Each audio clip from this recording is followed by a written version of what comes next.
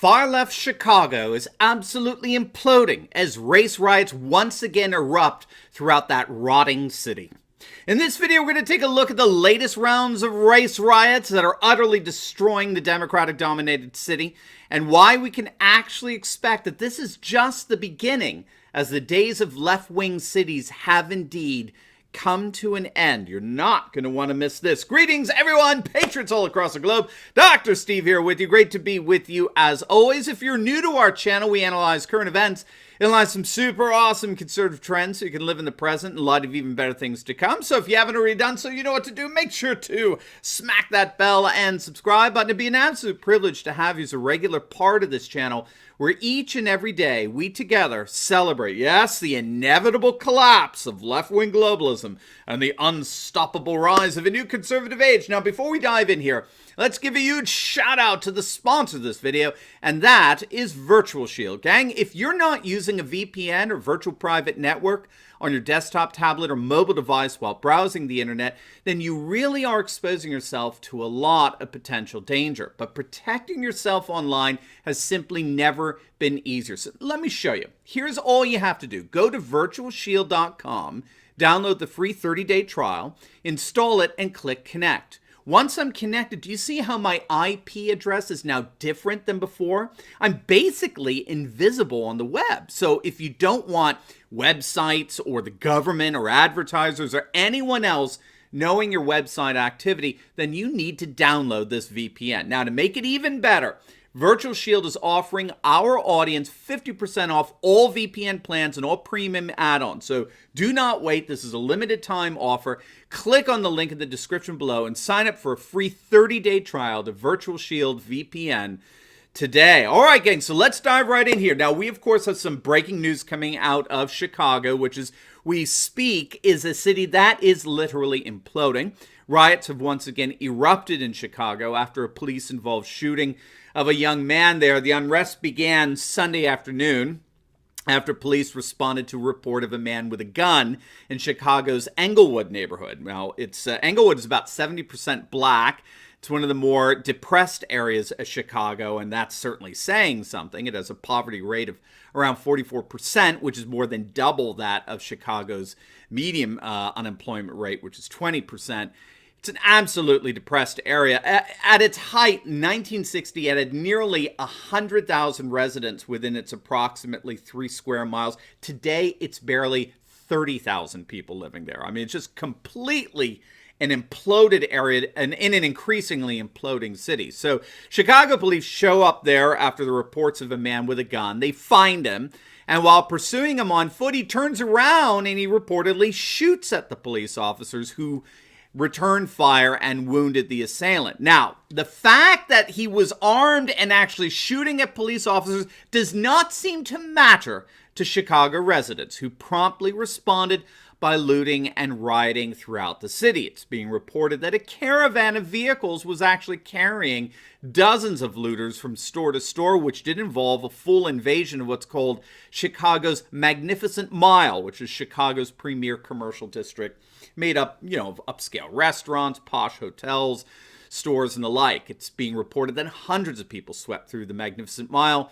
and other parts of downtown Chicago, smashing windows, looting stores, confronting police, which did include exchanges of gunfire with police officers. It is now being reported that a security guard was indeed shot in the process of violence and social unrest that has once again overwhelmed the Democrat-ruined city. Indeed, Democrat-monopolized city. The guard has yet to be identified, but he is said to be in stable condition and recovering. In fact, the rioting and looting in the Magnificent Mile area has prompted law enforcement to actually raise the city's bridges in order to prevent people from traveling downtown. So once again, the city of Chicago has gone hysterical. And needless to say, this is a massive blow to the dwindling number of businesses that decided to stay in Chicago after the George Floyd riots ravaged the city. We reported several weeks back that Chicago's far-left mayor Lori Lightfoot has already been busy groveling and pleading with businesses not to leave Chicago. She can't bear the thought of this corporate cash cow and its massive tax base fleeing her city. And one of the biggest companies that's threatening to leave is Walmart. Their stores were, of course, heavily looted and damaged during the original riots. In fact, I think there's one that peaceful protesters completely ravaged. And Walmart is basically saying, why should we stay here? You know, you public officials didn't protect us. So, you know, fool me once, shame on you. Fool me twice, shame on me. Well, now they got twice. Right? So Walmart is considering leaving Chicago. A number of other businesses are following suit. And in effect, what you may not know is that these Chicago-based riots are just insult to injury to the state of Illinois' already high taxes, which have long been a bone of contention among business owners who've increasingly been leaving the state and going south to a much more welcoming business climate, for example, like in Texas. So Chicago business owners are getting a double whammy, as it were. They're getting hit with these ridiculous state taxes while at the same time getting hit with these ridiculous riots that keep occurring. And just to show you how utterly incompetent, again, this far-left mayor Lori Lightfoot is, you ready for this? She's poised to now raise property taxes even higher as residents begin fleeing the city. But alas, whatever she does, really, it's all too little, too late. Chicago, like virtually all Democrat-ruined cities throughout our nation, Chicago is already in many respects dead. It's now just going through, you know, the decomposition process, the rotting. Look at this. Chicago is almost $1 billion in the red. They're facing a massive budget shortfall of over $700 million. And that's most likely just the tip of the iceberg. It's going to get much worse than that. And of course, it's not just their failed economics. Violent crime is absolutely skyrocketing throughout this Democrat-ruined city. Just a few weeks back, Chicago experienced its single most violent and deadliest day in 60 years. Again, it's just the tip of the iceberg. Around the same time, there was a mass shooting outside a city funeral home that left at least 15 people wounded. An SUV arrived at the funeral home in the early evening around 6:30 p.m. where there were a bunch of mourners that were gathered outside the funeral home. And when people inside the vehicle began firing at them, it's being reported that actually some of the mourners turned around and started firing back. So obviously it's gang related. It's absolutely chaotic. And it was indeed reported to look nothing short of a war zone.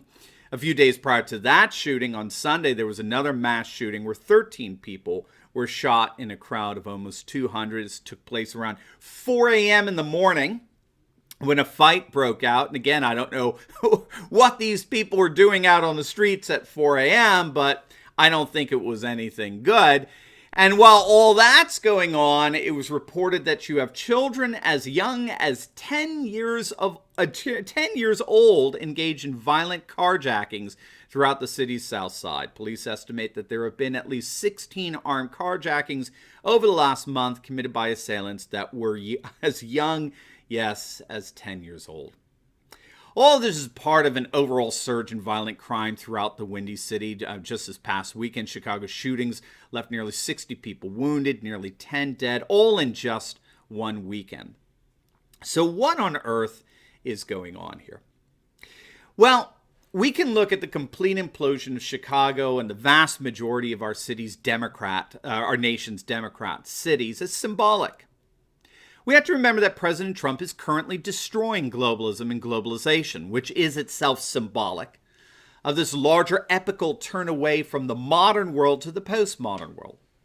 The modern world was comprised of a one-size-fits-all political and economic structure that was supposed to reconfigure the world's nations and populations into standardized social structures organized around transnational institutions like the EU, right, the bullies in Brussels, the International Monetary Fund, the World Trade Organization, the World Health Organization, all these transnational institutions that organize the world around this single one-size-fits-all political and economic system. That world is collapsing because it's thoroughly rooted in what's called a modern vision of life, which is the Enlightenment vision that advocated a world built on scientific rationalism and a radical individualism.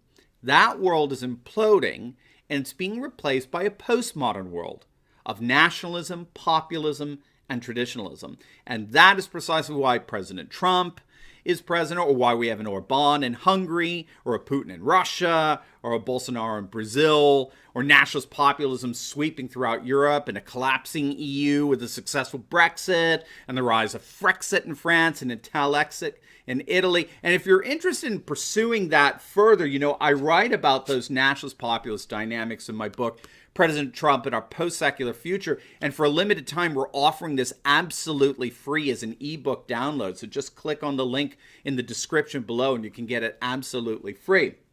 But what we have to understand is that globalism consolidated wealth in the urban areas of the world. Cities absolutely exploded under a globalist system, and the United States is no exception. All of our cities have gone through a massive gentrification on the one hand, where all this money is just consolidated into urban areas.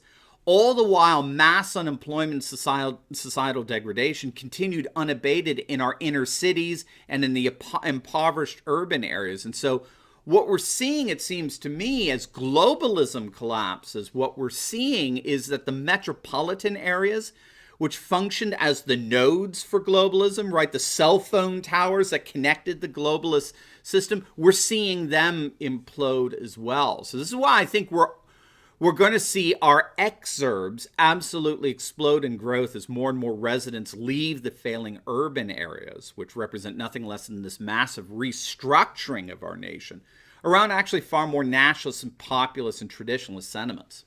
So we'll certainly be keeping our eyes on how things develop in Chicago and other Democrat-ruined cities, but make no mistake, the days of leftist liberal urbanization are over. The globalist world is collapsing, and with it, its urban centers are imploding as well. Now, before you go, make sure you like this video, comment down below, and subscribe to my channel. And make sure to check out my latest video that I just uploaded on how the chaos in ultra-left Portland is turning into a civil war as leftists have begun to destroy themselves. You are not going to want to miss that. So make sure to click on the link, and I'll see you over there. God bless.